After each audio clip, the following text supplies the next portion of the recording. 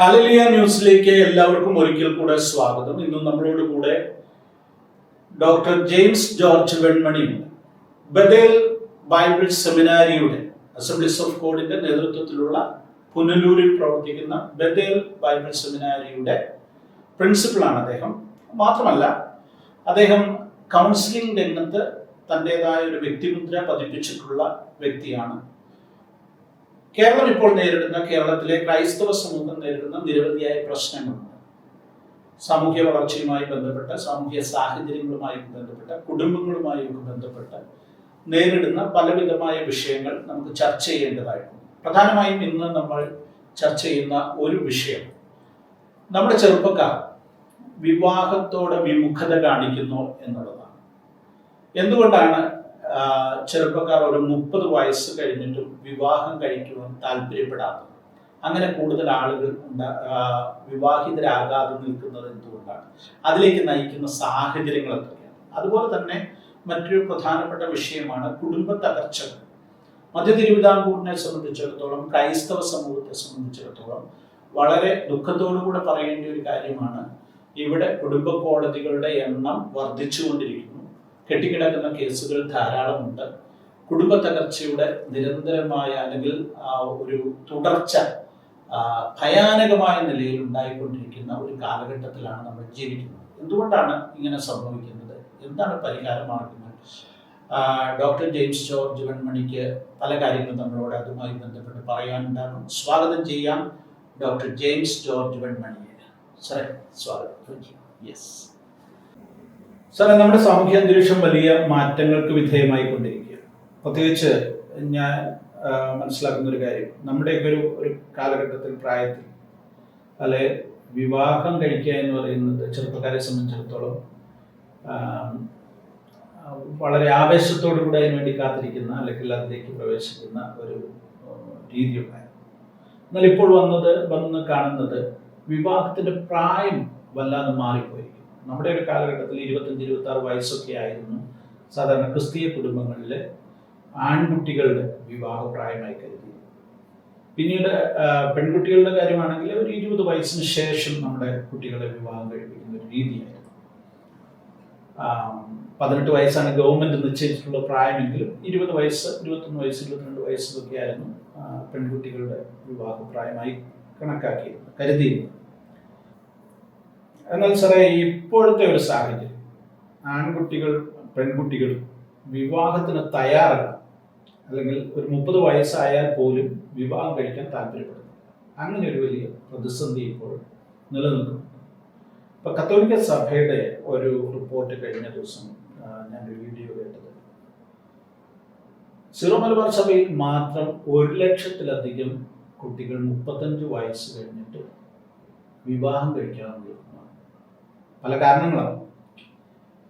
ഈ സാഹചര്യത്തെക്കുറിച്ച് സാറ് ഒരു കൗൺസിലിംഗ് രംഗത്ത് പ്രവർത്തിക്കുന്ന ഒരാളെന്നുണ്ടെങ്കിൽ, സാമൂഹ്യ സാഹചര്യങ്ങൾ മനസ്സിലാക്കുന്ന ഒരാളെന്നുണ്ടെങ്കിൽ, എന്തുകൊണ്ടായിരിക്കും ഈ മാറ്റം, ഇങ്ങനെ ഒരു മാറ്റം നമ്മുടെ സമൂഹത്തെ എവിടേക്ക് എത്തിക്കും? ഇതൊക്കെയാണ് എൻ്റെ ഒരു സംശയവും ചോദ്യം.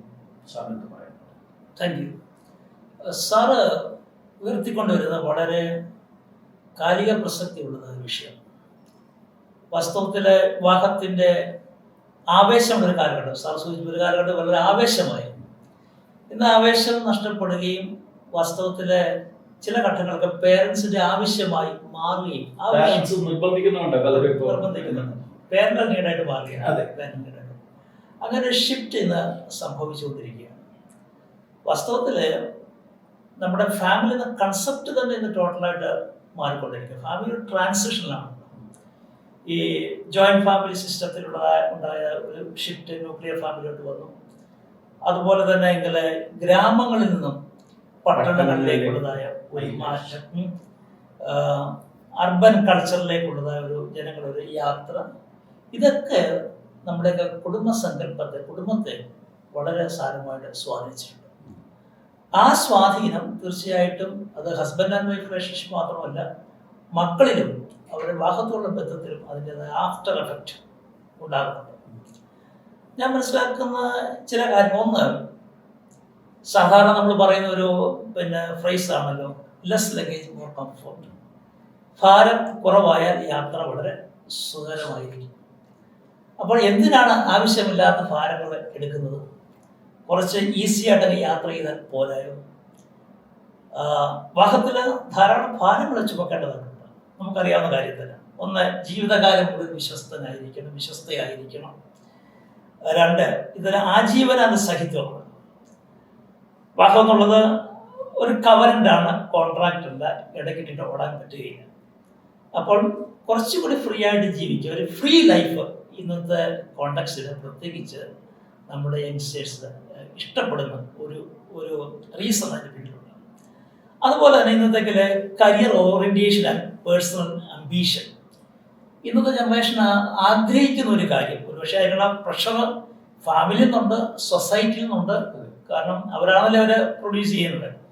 തൊഴിൽ മേഖലയിൽ വികസിക്കണം, ലൈഫ് നന്നായിട്ട് എസ്റ്റാബ്ലിഷ് ചെയ്യണം, നല്ല തലങ്ങളിൽ എത്തിച്ചേരണം. ഇതിനെക്കുറിച്ചുള്ള അവരുടെ ഒരു ആഗ്രഹം, വളരെ അംബീഷ്യസ് ആയിട്ടുള്ള ഒരു അതെ സാർ പറഞ്ഞ പോലെ വളരെ അംബീഷ്യസ് ആയിട്ട് ഒരു യാത്ര. ഒരു കോമ്പറ്റീറ്റീവ് വേൾഡിലാണ് ഇന്ന് ജീവിക്കുന്നത്. അപ്പോൾ എത്രയും മുന്നിലെത്തുക, മാക്സിമം യാത്ര ചെയ്യുക. ആ യാത്രയ്ക്ക് ഇതൊക്കെ ഒരു തടസ്സമായിട്ട് മാറുന്നു എന്നാണ് ചിലരുടെയെങ്കിലുമൊക്കെ ഒരു ചിന്താഗതി. അതൊരു കാര്യമാണ്. അതുപോലെ ഗ്ലോബൽ മൊബിലിറ്റി, വിദേശങ്ങളിലേക്കുള്ളതായ യാത്രകൾ. അപ്പം ഗ്ലോബൽ മൊബിലിറ്റിക്കൊക്കെ സാധ്യമാകണമെങ്കിൽ ഇപ്പോഴേ വിവാഹം കഴിച്ചു കഴിഞ്ഞാൽ അവർക്ക് അങ്ങനെ അത് സാധിക്കുവാൻ അവരുടെ ലക്ഷ്യങ്ങൾ നേടുവാൻ കഴിയാതെ. അതിനോട് അനുബന്ധിച്ച് പറയാൻ പറ്റുന്ന ഒരു കാര്യമാണ് ഈ ഒരു ഇന്റർനാഷണൽ കൾച്ചറിലാണ് ഇപ്പോൾ ഈവൻ നമ്മുടെ ഒരു കുഗ്രാമത്തിൽ ജീവിക്കുന്ന ഒരാളും ഒരു ഇന്റർനാഷണൽ കൾച്ചറിലാണ് ജീവിക്കുന്നത്. തീർച്ചയായിട്ടും അതും ഇതിനെ വല്ലാതെ സ്വാധീനിക്കുന്നുണ്ട്. അതെ, നമ്മുടെ സത്യത്തില് മനുഷ്യൻ എന്ന് പറയുന്നത് we are the product of the society. നമ്മളെ ഷേപ്പ് ചെയ്യുന്ന സൊസൈറ്റിയാണ്.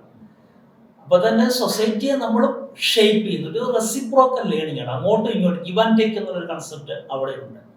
അപ്പൊ നമ്മുടെ ആശയങ്ങള്, നമ്മുടെ മൂല്യങ്ങള്, നമ്മുടെ അഭിരുചികള്, ഇതൊക്കെ ഷേപ്പ് ചെയ്യുന്ന സൊസൈറ്റിക്ക് ഒരു വലിയ പങ്കുണ്ട്. ഇന്നത്തെ ഒരു ഡിജിറ്റൽ വേൾഡില് ആ ലോകം പെട്ടെന്ന് നമ്മുടെ മുമ്പിലെത്തും.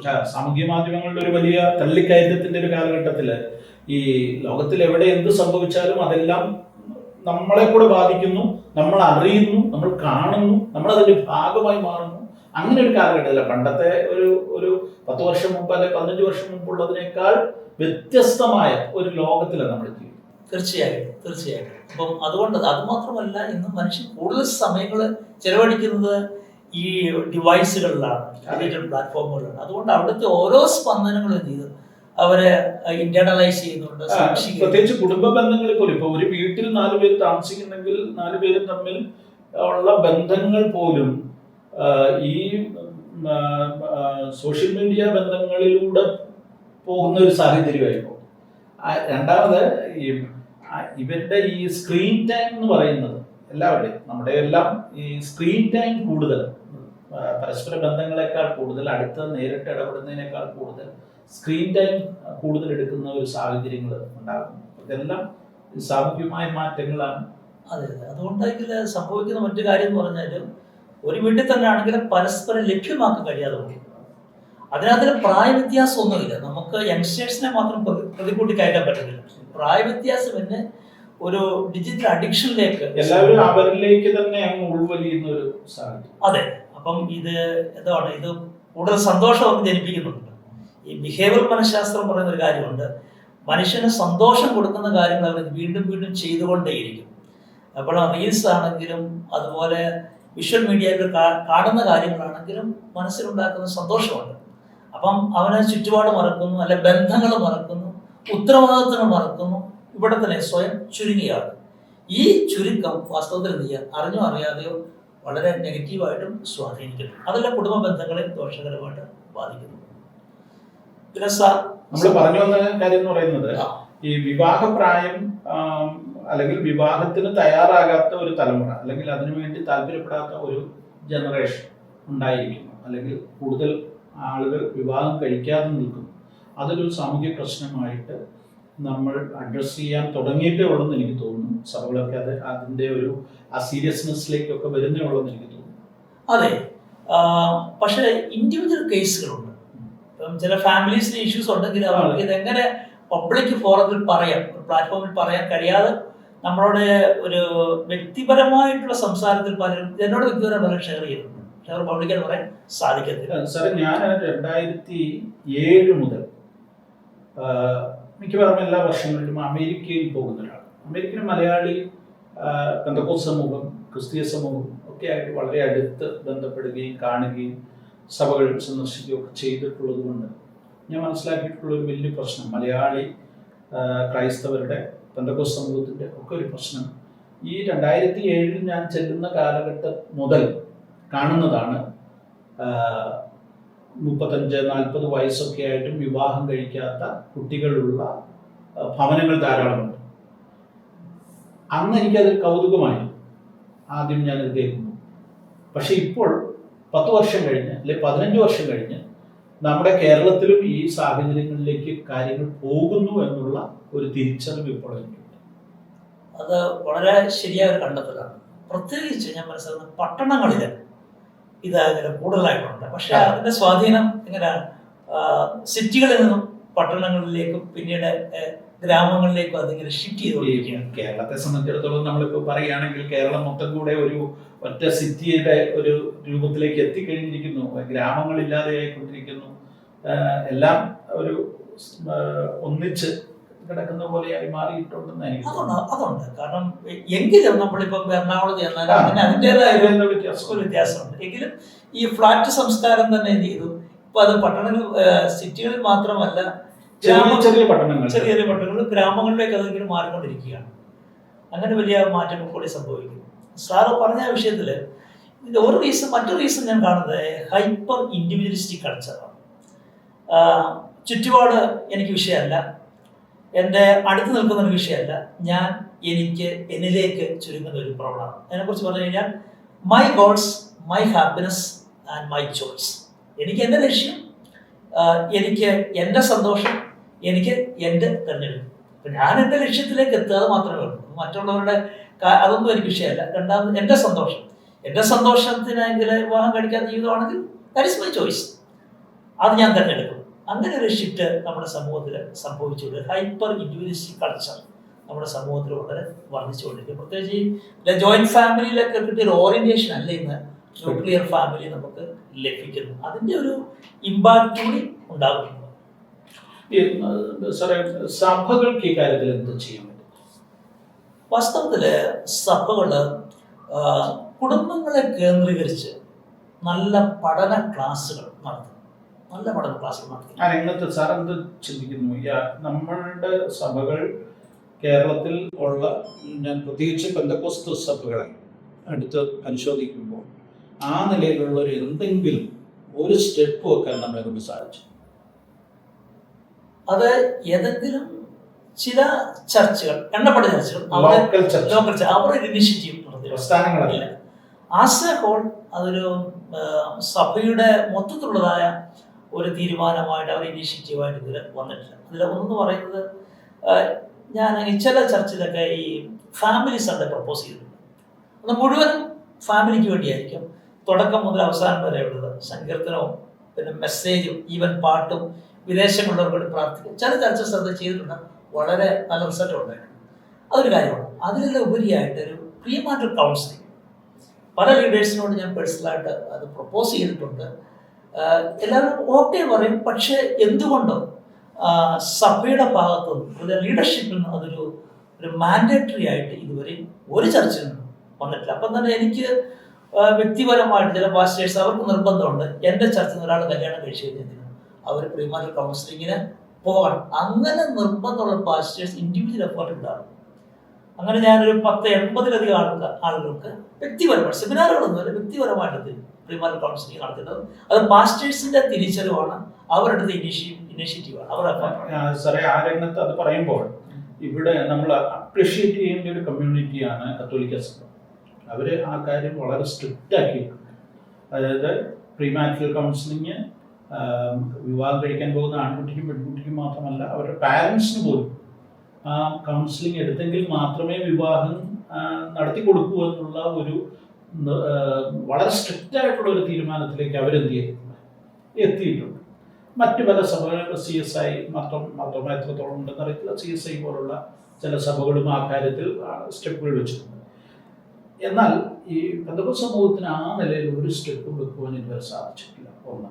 രണ്ടാമത്തെ ഒരു വിഷയം, നമ്മളിപ്പം ഒരു പ്രീമാരിറ്റൽ കൗൺസിലിംഗ് അറ്റൻഡ് ചെയ്തിട്ടേ ഒരു വിവാഹം നടത്തി കൊടുക്കുകയുള്ളൂ എന്ന് പറയാൻ, സ്ട്രിക്റ്റ് ആയിട്ട് പറയാൻ നമ്മളെ കൊണ്ട് പലപ്പോഴും സാധിക്കത്തില്ല. അതൊക്കെ വേറൊരു വിഷയം.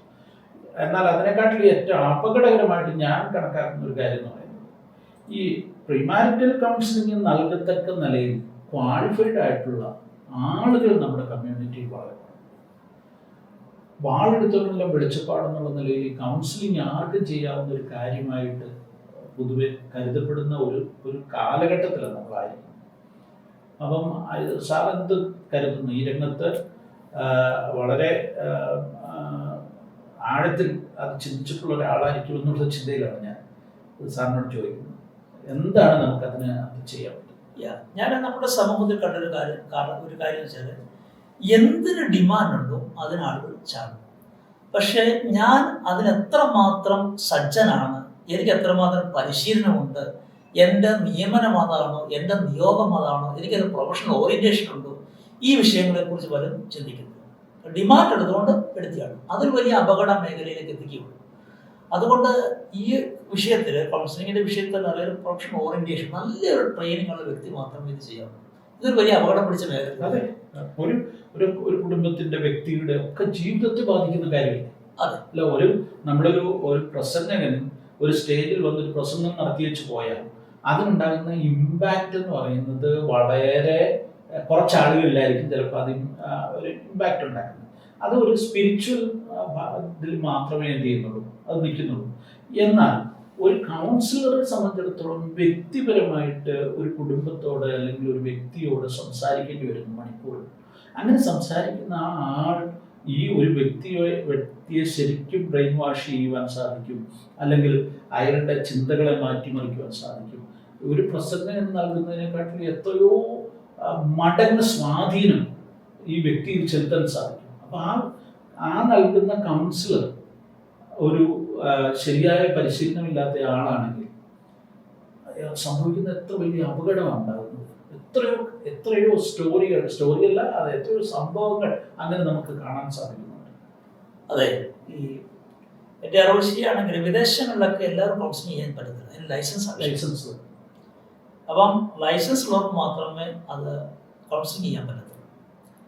ഇവിടെ അങ്ങനെ ഒരു എഫോർട്ട് ആവശ്യമാണ്. ഞങ്ങൾ ഒരിക്കലും ഇതിനെക്കുറിച്ച് ചിന്തിക്കുകയും അങ്ങനെ പല മീറ്റിങ്ങുകൾ കൂടുകയും ചെയ്തിട്ടുണ്ട്. പക്ഷേ നമുക്കതൊന്നും നടപ്പിൽ വരുത്തുവാൻ കഴിഞ്ഞിട്ടില്ല. കാരണം അവർ ട്രൈ ചെയ്തിട്ട് ഒരു അറ്റസ്റ്റിംഗ് ബോഡിയായിട്ട് ഇതിനെ മാറ്റാൻ വേണ്ടിയായിരുന്നു. പക്ഷേ അത് സാധിച്ചിട്ടില്ല. മറ്റൊരു കാര്യം, ഒരു മെഡിക്കൽ ഡോക്ടർ, എല്ലാവരും ഡോക്ടേഴ്സ് അല്ലല്ലോ, ആ മേഖലയിൽ 5, 6, 7 വർഷം അവർ പഠിക്കുകയും അതിൻ്റെ സ്പെഷ്യലൈസേഷൻ കഴിഞ്ഞതിന് ശേഷമാണ് അവർ രോഗികളെ ചികിത്സിക്കുന്നത്. അതുപോലെ ഇത് മനസ്സിൻ്റെ ഒരു ചികിത്സയാണല്ലോ. തീർച്ചയായും. അപ്പോൾ അവിടെ അതിന് അനുയോജ്യമായ ശരിയായ നല്ല പരിശീലനം ആവശ്യമാണ്. കാരണം ഒരു വ്യക്തിയുടെ ജീവിതമാണ് നമ്മൾ എന്ത് ചെയ്യുന്നത്, നമ്മൾ ചികിത്സിക്കുന്നത്. ശരീരത്തിന് രോഗം വരുന്നത് പോലെ തന്നെ പ്രാധാന്യത്തോടെ നമ്മൾ മനസ്സിനെയും മനസ്സിന്റെ രോഗങ്ങളെയും കണക്കാക്കിയെങ്കിലേ ഈ രംഗത്ത് അത്രയും സീരിയസ്നെസ്സോടെ നമുക്കതിനെ നേരിടാൻ പറ്റും. തീർച്ചയായിട്ടും അത് സാധിക്കത്തില്ല. കാരണം ആ ഒരു ഓറിയന്റേഷൻ ഉള്ള വ്യക്തിക്ക് മാത്രമേ കൗൺസിലിംഗിൽ പാലിക്കേണ്ട എത്തിക്സ് എന്തൊക്കെയാണ്.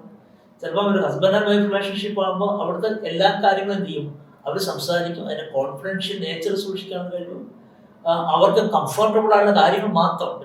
എൻ്റെ കേസിലൊക്കെ ഞാൻ പറയും, ഇപ്പം ഹസ്ബൻഡ് ആൻഡ് വൈഫ് റിലേഷൻഷിപ്പാണ്, നിങ്ങൾക്ക് എന്തെല്ലാം കംഫർട്ടബിൾ ആണ് അത് മാത്രം പറയുക, അവർക്ക് സ്പേസ് കൊടുക്കുക. അപ്പം ഇതെല്ലാം എന്ന് പറയുന്ന ഒരു ഓറിയന്റേഷൻ, ഒരു പ്രൊഫഷണൽ ഓറിയന്റേഷൻ ഉള്ളവർക്ക് മാത്രം ചെയ്യാൻ സാധിക്കില്ല. അല്ലെങ്കിൽ ഇത് വലിയൊരു അപകട മേഖലയായിട്ട് മാറുമെന്നുള്ള യാതൊരു സംശയവും. പ്രത്യേകിച്ച് ഇന്നത്തെ ഒരു കാലഘട്ടത്തിൽ അറിയാമോ, നമുക്ക് വിശ്വാസികളോട് ഒത്തിരി ഇടപഴകാൻ ഒരു സ്പേസ് നമ്മുടെ കമ്മ്യൂണിറ്റിയിൽ ഉള്ളത് കൊണ്ട് ആ മേഖലയിൽ വൈദഗ്ധ്യം സിദ്ധിച്ചവർ മാത്രമേ കൗൺസിലിംഗ് ചെയ്യാവൂ എന്നാണ് എനിക്ക് പറയാൻ. ഓക്കെ സാറേ, നമ്മളെ കൗൺസിലിങ്ങിനെ കുറിച്ച് അധികം മുന്നോട്ട് പോകുന്നതിനെക്കാട്ടിലും ഒരു പ്രധാനപ്പെട്ട ഫീൽഡ് നമ്മുടെ ഈ കുടുംബങ്ങളിൽ ഉണ്ടാകുന്ന കുടുംബ തകർച്ച. ഇതെല്ലാം കണക്റ്റഡ് ആണ് എങ്കിൽ പോലും കുടുംബ തകർച്ചകളുടെ കാര്യത്തിൽ ഈ ഡിവോഴ്സ് എന്നൊക്കെ പറയുന്നത് പണ്ട് നമ്മളെ സംബന്ധിച്ചിടത്തോളം വളരെ തുലോം കുറവായിരുന്ന ഒരു കമ്മ്യൂണിറ്റിയാണ് നമ്മുടെ സമൂഹം. പക്ഷെ ഇന്ന് അതൊരു വിഷയമേ അല്ലാത്ത രീതിയിൽ വളരെ പെട്ടെന്ന് തന്നെ വിവാഹമോചനങ്ങൾ നടക്കും. അപ്പം ഇതിനെ നമ്മൾ ബിബ്ലിക്കലായിട്ട് പറയുമ്പോൾ വിവാഹമോചനം ബൈബിൾ എന്ത് ചെയ്തിട്ടില്ല, പുതിയ നിയമം അനുവദിച്ചിട്ടില്ല. അപ്പോൾ തന്നെ സാമൂഹ്യമായ ഒരു യാഥാർത്ഥ്യം നിലനിൽക്കും. പരസ്പരം ഒത്തുപോകാൻ കഴിയാത്ത രണ്ട് വ്യക്തികൾ, ഈ രണ്ട് വ്യക്തികൾ നമ്മൾ നിർബന്ധിച്ച് അവരെ ഒന്നിപ്പിക്കാൻ ശ്രമിക്കുന്നു, അല്ലെങ്കിൽ കൗൺസിലിംഗ് നടത്തി യോജിപ്പിക്കാൻ ശ്രമിക്കുന്നു. ഇതൊന്നും ആയിട്ടും സാധിക്കാതെ വരുന്നൊരു സിറ്റുവേഷൻ അവരുടെ വിവാഹമോചനത്തെ നമ്മൾ ഉൾക്കൊള്ളാൻ സഭയ്ക്ക് സാധിക്കുന്നുണ്ട്. ഇതൊരു വളരെ ക്രൂഷ്യലായ ഒരു ചോദ്യമാണ്. വാസ്തവത്തില് സഭാ നേതൃത്വമാണ് ഈ വിഷയങ്ങളുടെ നിലപാടുകൾ വ്യക്തമാക്കേണ്ടത്. എങ്കിലും ഓരോ വിഷയത്തിനും ഓരോ കേസിനും അതിൻ്റെതായ ആഴമുണ്ട്, സ്വഭാവമുണ്ട്.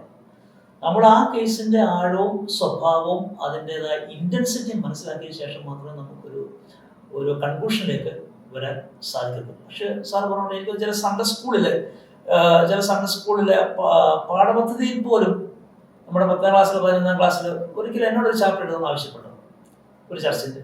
അപ്പോൾ അതിനെക്കുറിച്ചൊക്കെ നമ്മൾ ചിന്തിച്ചു തുടങ്ങിയിട്ടുണ്ട്. പക്ഷെ അതിനൊരു റെഡിമെയ്ഡ് കൺക്ലൂഷൻ നമുക്ക് പറയാൻ സാധിക്കുന്നില്ല. പക്ഷേ രണ്ടുപേരും ഒത്തൊരുമിച്ച് പോകാൻ പറ്റാത്ത സാഹചര്യങ്ങളാണെങ്കിൽ അതിനെക്കുറിച്ച് നമ്മൾ എന്ത് ചെയ്യും, വളരെ ഗഹനമായിട്ട് ചിന്തിക്കണം. നമുക്ക് ഒറ്റയടിക്കാമെങ്കിൽ പിന്നെ തെറ്റെന്നുള്ളത് ഇത് ബ്രാൻഡ് ചെയ്ത് നമുക്ക് പെട്ടെന്ന് ഫുൾ സ്റ്റോപ്പ് ഇടാൻ സാധിക്കത്തില്ല. ഈ ഡിവോഴ്സിന്റെ കാര്യത്തിൽ കേരളം 1ാം സ്ഥാനത്താണ് ഇന്ത്യയിൽ. ഏറ്റവും കൂടുതൽ വിവാഹമോചനം നടക്കുന്ന ഇന്ത്യൻ സംസ്ഥാനങ്ങളിൽ ഒന്നാണ് കേരളം. അതിൽ തന്നെ ക്രിസ്തീയ സമൂഹത്തിൽ എനിക്ക് തോന്നുന്നത് ഹൈന്ദവ ക്രിസ്ത്യൻ സമൂഹങ്ങളിലാണ് ഏറ്റവും കൂടുതൽ വിവാഹമോചനങ്ങൾ നടക്കുന്നത്. മുസ്ലിം കമ്മ്യൂണിറ്റിയേക്കാൾ കൂടുതലെന്ന് എനിക്ക് തോന്നുന്നു. കൃത്യമായ ഡാറ്റ വെച്ചല്ല ഞാനത് പറയുന്നത്, ഏകദേശം ധാരണ വെച്ച്. അപ്പം ക്രൈസ്തവ സമൂഹത്തിലേക്ക് വന്നാൽ ഇവിടെ പെന്തക്കോസ്ത് സമൂഹത്തിൽ വിവാഹമോചനങ്ങളുടെ എണ്ണത്തിൽ വല്ലാത്ത വർധനമുണ്ടായിട്ടുണ്ട്. അത് വളരെ വ്യക്തമായിട്ടുള്ള കണക്കുകളും കാര്യങ്ങളും വെച്ച് തന്നെ ഞാൻ പറയുന്നത്, വളരെയധികം വർധനമുണ്ടായിരുന്നു. നമുക്ക് എവിടെയാണ് പാളിപ്പോയത്, എന്താണ് നമ്മുടെ സമൂഹത്തിന് സംഭവിച്ചത്? ഇത് ഈ വിഷയത്തിൻ്റെ ഉത്തരവായിട്ട് നമ്മൾ നേരത്തെ സംസാരിച്ച വിഷയമായിട്ട് കണക്ട് ചെയ്ത് പറഞ്ഞെങ്കിലേ പറ്റുള്ളൂ. കാരണം ഈ പ്രീമാരിറ്റൽ കൗൺസിലിംഗ് എന്ന് പറയുമ്പോൾ അതിന് മുൻപ് വേറെ ഘടകമുണ്ട്, പ്രീമാരിറ്റൽ പ്രിപ്പറേഷൻ. ആ പ്രീമാരിറ്റൽ പ്രിപ്പറേഷൻ്റെ ക്ലൈമാക്സ് ആണ് പ്രീമാരിറ്റൽ കൗൺസിലിംഗ് എന്ന് പറയുന്നത്. പ്രീമാരിറ്റൽ പ്രിപ്പറേഷൻ ഉദ്ദേശിക്കുന്നത് ഒരു കുട്ടിയെ തിരിച്ചറിവ് ഉണ്ടാകുന്ന സമയം മുതൽ തന്നെ പേരൻസ് നൽകുന്നതായ ടീച്ചിങ്സ് ആണ്. അവൻ ആരാണ്, അവൻ്റെ ഐഡൻറ്റിറ്റി എന്താണ്, ഓപ്പോസിറ്റ് ജെൻഡറിനോട് എങ്ങനെ പെരുമാറണം ഒക്കെ. ഈവൻ അവരുടെ ന്യായമായ ചോദ്യങ്ങൾ, സെക്സിനെ കുറിച്ച് ന്യായമായ ചോദ്യങ്ങൾ, അവരുടെ ജീവിതത്തിൽ അറിഞ്ഞിരിക്കേണ്ട കാര്യങ്ങൾ, വിവാഹം, അതുപോലെ ദൈവത്തിൻ്റെ സമയത്തുള്ള കാത്തിരിപ്പ്, ഇങ്ങനെ അവർ അറിഞ്ഞിരിക്കേണ്ട കാര്യങ്ങളെല്ലാം നല്ല നിലയിൽ പറഞ്ഞു കൊടുക്കേണ്ട കടപ്പാട് പേരൻസ്. അങ്ങനെ പോകുന്നവർ വാസ്തവത്തിൽ ബ്ലൈൻഡായിട്ട് പോയി ചൂസ് ചെയ്യത്തില്ല. അതിനകത്ത് പല ഘടകങ്ങളുണ്ട്. അപ്പോൾ ആ ഒരു ചോയ്സ് എല്ലാം കഴിഞ്ഞതിന് ശേഷം തരിക പിന്നീട് പ്രീമാരിറ്റൽ കൗൺസിലിംഗ് നടത്തുമ്പോഴാണ് വളരെ എഫക്റ്റീവായിട്ട് മാറുന്നത് പോലും. അപ്പം ഇതെല്ലാം എന്ത് ചെയ്യുന്നുണ്ട്, ഈ വർദ്ധിച്ചു വരുന്നതായ വിവാഹമോചനത്തെ സ്വാധീനിക്കുന്നുണ്ട്. രണ്ടാമത് മറ്റു കാര്യം പറഞ്ഞാൽ പുരുഷന്മാരുടേതായ എന്താണ് ഒരു പരമ്പരാഗതമാണ് ഓക്കെ സ്ത്രീകളുടെ പുരോഗമന ചിന്താഗതി, ഈ ഒരു ക്ലാഷ് ഫാമിലീസിൽ നിലനിൽക്കുന്നുണ്ട്. ഞാൻ ചെയ്ത പ്രീമാരിറ്റൽ കൗൺസിലിംഗ് സാറിനോട് പറഞ്ഞല്ലോ, 80-ലധികം, എക്സാക്ട് നമ്പർ ഓർക്കുന്നില്ല. ഇതിൽ ഒരു ഫാമിലി മാത്രമേ ഉള്ളൂ പിന്നെ ഹസ്ബൻഡിനും വൈഫ് ജോലി ചെയ്യാതെ. ഹസ്ബൻഡ് ജോലി ചെയ്യുന്നത്, വൈഫിന് ജോലി, പക്ഷേ വൈഫ് ഡിഗ്രി കഴിഞ്ഞതാണ്. ബാക്കി 99 കേസിലും ഹസ്ബൻഡും വൈഫും ജോലി ചെയ്യുന്നത്. അപ്പോൾ രണ്ടുപേരും ഏണിംഗ് മെമ്പേഴ്സാണ്, രണ്ടുപേരും ബ്രെഡ് വിന്നേഴ്സാണ്. അപ്പോൾ എന്താണ്, അവർക്ക് അവരുടേതായ നിലപാടുകളുണ്ട്, അവർ ഡിപ്പെൻഡൻ്റ് ആണ്, അപ്പം തന്നെ ഇൻഡിപെൻഡൻ്റ് ആണ്. അപ്പം ഈ ഒരു ഫാമിലി ഇങ്ങനെയുള്ളതായ മഹത്തിൽ അവർ വീട്ടിൽ കണ്ടൊരു പപ്പായും മമ്മിയുണ്ട്, അവർ അപ്രോച്ചസ് ഉണ്ട്. അപ്പം ആ ഒരു ഫ്രെയിംവർക്കിലൂടെ സ്വന്തം വിവാഹത്തെ കാണുമ്പോൾ അത് കൂടുതൽ അപകടത്തിലേക്ക് നയിക്കപ്പെടാൻ സാധ്യതയുണ്ട്. അപ്പോൾ ഈ മാറി വരുന്ന മാറ്റം അവർ തിരിച്ചറിയേണ്ടത് വളരെ അത്യാവശ്യമായ കാര്യം തന്നെയാണ്. സ്ത്രീകൾ കുറെ കൂടെ ഇൻഡിപെൻഡൻ്റ് ആയ ഒരു കമ്മ്യൂണിറ്റിയിലാണ് ജീവിക്കുന്നത്. അവർ പഴയതിനേക്കാൾ അവരുടെ വ്യക്തിത്വം നിലനിർത്താനും അഭിപ്രായങ്ങൾ പറയാനും തീരുമാനങ്ങളിൽ അവരുടേതായ തീരുമാനങ്ങൾ എടുക്കുവാനും ഒക്കെ ശക്തിയുള്ള ഒരു സമൂഹമാണ്. അത് ഉൾക്കൊള്ളാനായിട്ട് ഈ മെയിൽ ഡോമിനേറ്റഡ് ആയിട്ടുള്ള ഒരു കമ്മ്യൂണിറ്റി എന്നുള്ള നിലയിൽ നമുക്കത് പുരുഷന്മാർക്ക് സാധിക്കാതെ വരുന്നത് ഒരു വലിയ അപകടകരമായ കാര്യമായിട്ട് എനിക്ക് തോന്നുന്നു. തീർച്ചയായും ഞാൻ ഇതോടൊപ്പം ഒരു കാര്യം കൂടി, എൻ്റെ പ്രിമാനൽ കൗൺസിലിൽ വന്ന ഒരു എംടെക് വിദ്യാർത്ഥിനിയുണ്ട്, പഠിക്കാൻ വളരെ പഠിക്കുകയായിരുന്നു. ആ വിദ്യാർത്ഥിനി ഞാൻ 3 സെഷൻ കഴിഞ്ഞു. അതിനുശേഷം എന്നോട് പറഞ്ഞു, ഫീഡ്ബാക്കിന് സമയം കൊടുത്തപ്പം ആ കുട്ടി പറഞ്ഞൊരു വാക്കുണ്ട്, എനിക്ക് കല്യാണത്തെക്കുറിച്ച് ഒത്തിരി പേടിയുണ്ടായിരുന്നു. അതിൻ്റെ റീസൺ പറഞ്ഞത്, കല്യാണം കഴിച്ചു കഴിഞ്ഞാൽ മീ സ്പേസ് എനിക്ക് നഷ്ടമാകും. എനിക്ക് ആ വാക്ക് ഇഷ്ടപ്പെട്ടു, മീ സ്പേസ്. അപ്പം മീ സ്പേസ് കൊടുത്ത് എനിക്ക് എൻ്റെതായ ഒരു സ്പേസ് ഉണ്ട്. ആ സ്പേസിലേക്ക് ഒരു കടന്നുകയറ്റം നടത്തുമോ, എൻ്റെ ഇൻഡിവിജ്വാലിറ്റി ഇല്ലാതാകുമോ? അപ്പോൾ ആ ഒരു പേടി, സമൂഹം കൊടുത്ത ആ ഒരു ഭയം, ധാരണ ഒരു കാലഘട്ടം വരെ വിവാഹം മാറ്റി വെക്കാനുള്ള പ്രേരിപ്പിച്ച് ഘടകമാണ്. അപ്പം സാർ പറഞ്ഞതുപോലെ ഇതൊരു വലിയ വിഷയമായിട്ട് മാറി. അവരുടേതായ ഫ്രീഡം, അവരുടെ റൈറ്റ്സ് ആണ്, അതുകൊണ്ട് നമ്മൾ മനസ്സിലാക്കേണ്ട കാര്യം. നമ്മൾ ഇതിനെ പരിഹരിക്കാനുള്ള മാർഗങ്ങൾ ഒരു വ്യക്തി എന്നുള്ള നിലയിൽ ഒരാളെ നമ്മൾ കൗൺസിൽ ചെയ്യുമ്പോൾ, സാറ് കൗൺസിൽ ചെയ്യുന്ന ആളായതുകൊണ്ട് ആ വ്യക്തിയുടെ അഭിപ്രായങ്ങളെല്ലാം നിലനിർത്തിക്കൊണ്ട് തന്നെ ഇത് ഒരു പരസ്പര ധാരണയോടെ മുന്നോട്ട് പോകുവാനായിട്ട് നൽകാവുന്ന ഉപദേശം, അല്ലെങ്കിൽ എങ്ങനെ ഇതിനെ നേരിടണമെന്നാണ് സാറിന് പറയാൻ പറ്റുന്നത്? ഒരു ഫാമിലി ഇഷ്യൂസിലാണോ സാർ? അല്ല, ഞാൻ ഒരു പുതുതായിട്ട് വിവാഹത്തിലേക്ക് പ്രവേശിക്കുന്ന ഒരു ആൺകുട്ടിയെയും പെൺകുട്ടിയെയും സംബന്ധിച്ചിടത്തോളം അത്യാവശ്യം അവർ ശ്രദ്ധിക്കേണ്ട ഒരു 10 കാര്യം പറയാൻ പറഞ്ഞാൽ, അല്ലെങ്കിൽ 5 കാര്യം പറയാൻ പറഞ്ഞാൽ എന്തൊക്കെ പറഞ്ഞു?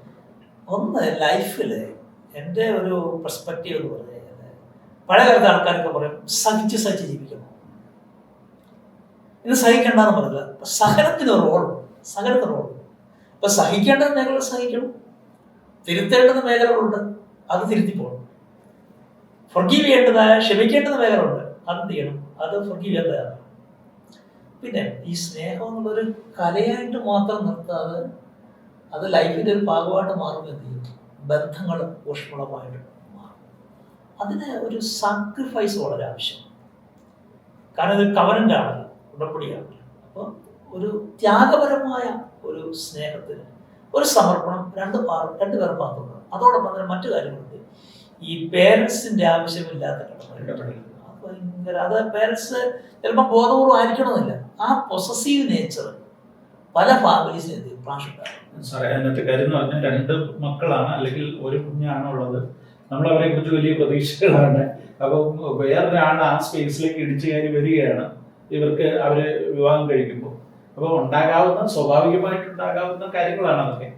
തീർച്ചയായിട്ടും. കാരണം നമ്മുടെയൊക്കെ മക്കൾ വലുതാകും തോറും നമ്മുടെ ആ വിഷയത്തിൽ ആൻസൈറ്റി വർദ്ധിക്കുകയാണ്.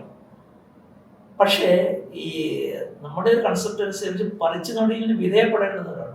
അപ്പോൾ ആ ഒരു രീതി നമ്മൾ ഒരുക്കുകയും, പിന്നീട് എനിക്ക് കിട്ടിയ റിയലൈസേഷൻ എന്ന് പറയുന്നത്, നമ്മുടെ ഈ വിഷയത്തിൽ നിരന്തരമായ ഒരു ദൈവാന്വേഷണവും ഒരു പ്രാർത്ഥനയും ഒക്കെ ഈ ഭാഗത്ത് ഉണ്ടാക്കണം. പ്രാർത്ഥന ഒരു പ്രധാന ഘടകമാണ്. തീർച്ചയായും. കാരണം ഇത് ഒരു മനുഷ്യനൊരു കണ്ടെത്തലുപരിയായിട്ട് ദൈവത്തിന്റെ കരുതലാണ്. പ്രത്യേകിച്ച് കുടുംബം എന്ന് പറഞ്ഞാൽ ദൈവത്തിന്റെ ഒരു പദ്ധതിയുടെ ഭാഗമാണ്. ഏറ്റവും ചെറിയ ദൈവിക പ്ലാനിന്റെ ഏറ്റവും താഴെ തട്ടിലുള്ള, അല്ലെങ്കിൽ ഏറ്റവും മുകളിലത്തെ തട്ടിലുള്ള, ഏത് രീതിയിൽ പറഞ്ഞാൽ അവിടെ നിന്നാണല്ലോ സകലവും ഉത്ഭവിക്കുന്നത്. അപ്പോൾ ആ ദൈവത്തിന്റെ ഒരു ഇൻസ്റ്റിറ്റ്യൂഷൻ എന്നുള്ള നിലയിലാണ് വിവാഹത്തെ നമ്മൾ കണക്കാക്കുന്നത്. ദൈവമാണ് കുടുംബത്തിന്റെ സൃഷ്ടിതാവ്, അല്ലെ ദൈവമാണ് അത് പ്ലാൻ ചെയ്യുന്നത്.